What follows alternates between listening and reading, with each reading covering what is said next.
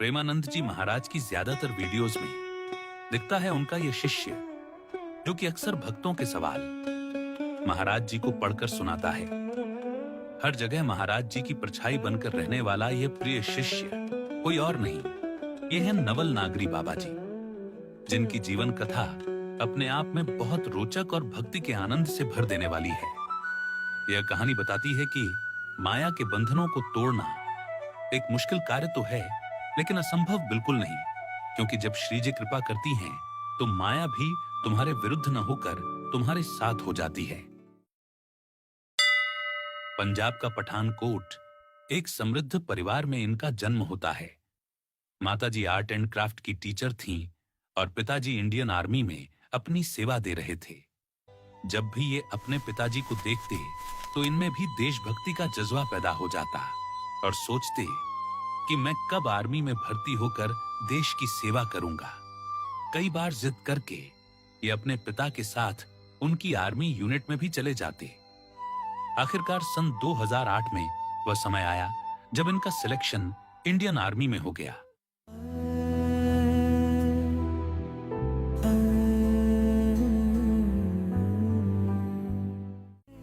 पूरे परिवार में खुशी की लहर दौड़ गई। वह सपना पूरा हो गया जो ये बचपन से देखते आ रहे थे। ऐसा लगा जैसे सब कुछ मिल गया हो। इसके बाद ये अपने पूरे सामर्थ्य और लगन के साथ इंडियन आर्मी में देश सेवा करने लगे। सांसारिक दृष्टि से देखा जाए तो सब सही था, सब वैसा ही चल रहा था जिसके लिए एक आम मनुष्य परिश्रम करता है। सरकारी नौकरी, पैसा, सम्मान सब मिल रहा था। किसी चीज की कोई कमी न थी, क्योंकि जिसकी कमी थी उसे देखने के लिए आंखों से माया का पर्दा हटना आवश्यक है। 2 मई 2016 ये 3 दिन के लिए पहली बार वृंदावन आते हैं। कई मंदिरों के दर्शन करते हैं, कई आश्रमों में जाते हैं। इसी दौरान वृंदावन के सेवा कुंज मंदिर में एक बूढ़ी माताजी इन्हें मिलती है, जो कि मंदिर में साफ सफाई का कार्य किया करती थी। उनसे इनकी थोड़ी बातचीत होती है। बातों बातों में वे इन्हें बताती हैं कि वृंदावन में एक संत हैं जिनका सत्संग बहुत अद्भुत होता है, तुम्हें एक बार जरूर सुनना चाहिए। ये सोचते हैं कि 3 दिन के लिए आए हैं, थोड़ा समय सत्संग को भी दे देते हैं। इन्हें नहीं पता था कि यही थोड़ा सा समय इनके जन्म जन्मांतरों की पीड़ा को समाप्त करने वाला था। यही थोड़ा सा समय इनकी समय से परे की यात्रा की शुरुआत है। वहां ये इन्हीं माताजी के साथ जाते हैं। जैसे ही ये सत्संग सुनने के लिए बैठते हैं, संत की वाणी इनके कानों से टकराती है। ये भीतर तक हिल जाते हैं। ऐसी तेजस्वी और ऊर्जावान वाणी इन्होंने पहले कभी न सुनी थी। जहां बैठकर ये सत्संग सुन रहे थे, वहां संत की आवाज तो आ रही थी, लेकिन संत के दर्शन नहीं हो पा रहे थे। ये सत्संग ब्रह्मचर्य के महत्व पर हो रहा था। अंदर से इनकी तीव्र इच्छा होती है कि कैसे न कैसे करके ये इन संत के दर्शन कर लें। संत दर्शन के लिए ये कीर्तन में शामिल हो जाते हैं, और जैसे ही ये कीर्तन में संत को देखते हैं, इन्हें ऐसा लगता है जैसे ये किसी अन्य युग में आ गए हों। इन संत का ऑरा, इनका तेज, इनका आकर्षण ऐसा था कि ये एक अलग ही अलौकिक आनंद से भर जाते हैं। इन्हें एक ऐसे आनंद और शांति की अनुभूति होती है जैसी इन्हें पहले कभी ना हुई थी। ये संत कोई और नहीं, ये थे हम सबके लिए आदरणीय और प्रिय हमारे प्रेमानंद जी महाराज, जिनका प्रभाव आज एक आम भारतीय से लेकर विश्व की विख्यात हस्तियों तक है। ये तीनों दिन सत्संग सुनते हैं और फिर कारगिल, जहां इनकी पोस्टिंग थी, वहां चले जाते हैं। काम से जब भी इन्हें अवसर मिलता, ये प्रेमानंद जी महाराज के सत्संग सुनने लगते। उस समय प्रेमानंद जी के ज्यादातर सत्संग वृंदावन की रहनी और वृंदावनवास की महिमा पर केंद्रित थे। इन्हें भी अब लगने लगा कि अगर इस जीवन को सार्थक बनाना है तो वृंदावनवास जरूरी है। सत्संग सुनते सुनते ये सोचने लगते कि अब कब वृंदावन जाना हो, अब कब महाराज जी के दर्शन होंगे। जैसे ही अगस्त में इनकी अगली छुट्टी आती है, ये दिल्ली के लिए फ्लाइट लेते हैं और फिर सीधा वृंदावन आ जाते हैं। ये चाहते थे कि कैसे न कैसे करके एक बार महाराज जी से मिलना हो जाए। आखिरकार एक संत के माध्यम से इनका प्रेमानंद जी महाराज से मिलना हुआ। महाराज ने इनसे पूछा, हमारे जीवन का उद्देश्य क्या है? यह सवाल ऐसा था जिसके बारे में इन्होंने कभी न सोचा था, लेकिन इस सब के बावजूद इनके मुंह से स्वतः ही निकल जाता है। वृंदावन वास और ईश्वर प्राप्ति। महाराज जी मुस्कुराते हैं और आशीर्वाद प्रदान करते हैं। महाराज जी से मिलकर इन्हें ऐसा लगता है जैसे न जाने कितने जन्मों के बिछड़े थे और आज मिल गए। मात्र 6 से 7 मिनट की यह मुलाकात इन्हें भीतर तक तर देती है। इसके बाद ये फिर से अक्टूबर में वृंदावन आते हैं।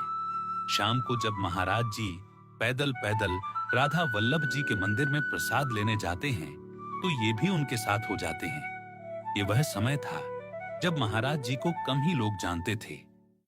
श्री जी की कृपा से रात्रि में इन्हें महाराज जी की चरण सेवा का भी अवसर प्रदान होता है। साथ साथ महाराज जी से वार्तालाप भी होता है।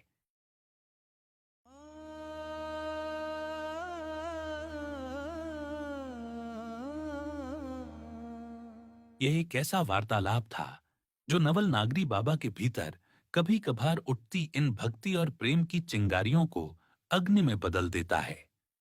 भीतर से आवाज आती है, अब कहीं नहीं जाना, यही रहना है, अब वृंदावनवास से जरूरी कुछ नहीं।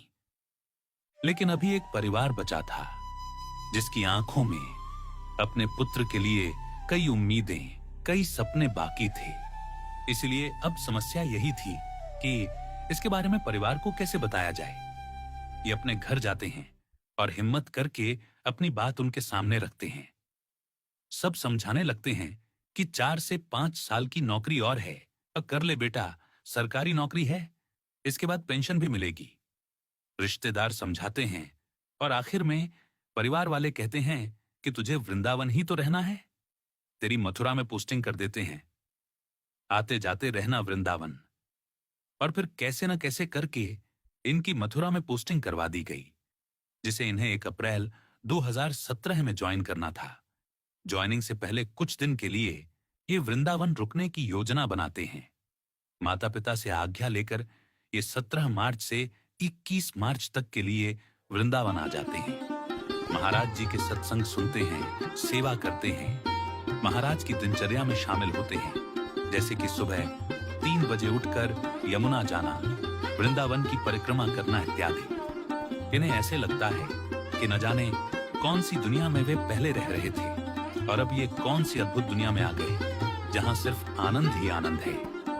वह आनंद जो प्राप्त होता है निस्वार्थ भक्ति और गुरु सेवा से। इन्हें ऐसा लगा जैसे कलयुग से सीधे सतयुग में आ गए हों। समय तेजी से बीतता गया और इनकी वापसी की तिथि आ गई। जाने की सोचने भर से इनमें घबराहट होने लगी, हाथ पैर फूलने लगे कि अब मुझे वृंदावन से दूर जाना है, अपने गुरु की शरण से दूर जाना। इन्होंने घर फोन किया और कहा, मैं 2 दिन और यहां रुकूंगा। जैसे शीघ्रता से पहले कि वो 3 दिन निकले, उससे अधिक शीघ्रता से ये दिन भी निकल गए।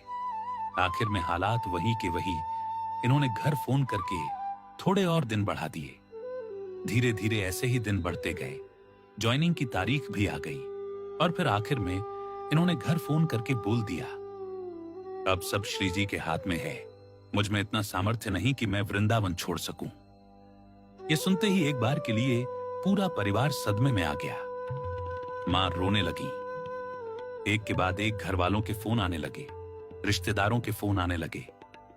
बात नहीं बनी तो परिवारजन और रिश्तेदार समझाने के लिए स्वयं वृंदावन तक आ गए। सबने अलग अलग दृष्टिकोण से तरह तरह के प्रलोभन देकर इन्हें समझाने की कोशिश की।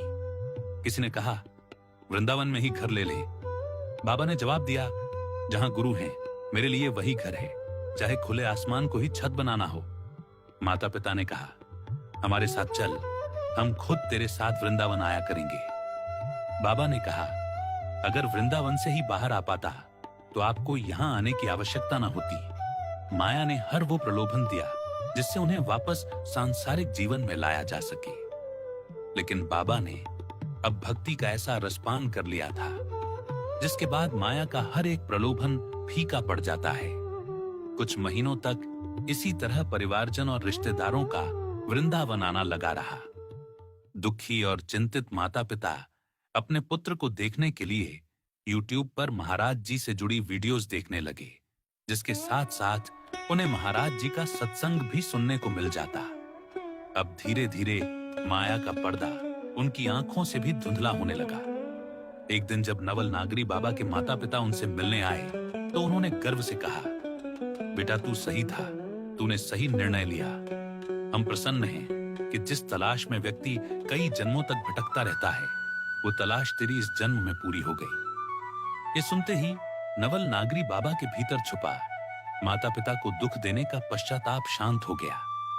उन्होंने श्री जी को धन्यवाद किया, माता पिता के चरण स्पर्श किए और वापस अपने परम तेजस्वी गुरु श्री प्रेमानंद जी महाराज की शरण में लौट गए।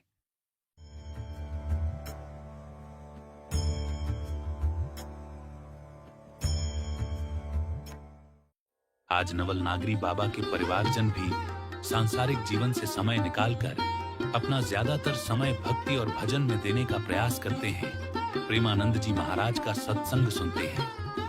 नवल नागरी बाबा प्रसन्नता के साथ बताते हैं कि अब उनके माता पिता भी वृंदावन में ही घर लेकर वृंदावन वास के प्रयास में हैं। नवल नागरी बाबा की यह जीवन कथा बताती है कि जिस संसार को हम माया के वशीभूत होकर सब कुछ मान बैठते हैं, उसी के सुख दुख के चक्र में हम जन्म जन्मांतर तक भटकते रहते हैं। इस चक्र को तोड़कर बाहर आने का भी एक मार्ग है, जो है भक्ति और प्रेम का मार्ग। एक ऐसा मार्ग जहां ठाकुर जी की कृपा से माया भी पराजित होकर तुम्हारे साथ हो चलती है, तुम्हारी शत्रु नहीं तुम्हारी मित्र बन जाती है। जय श्री कृष्ण, राधे राधे।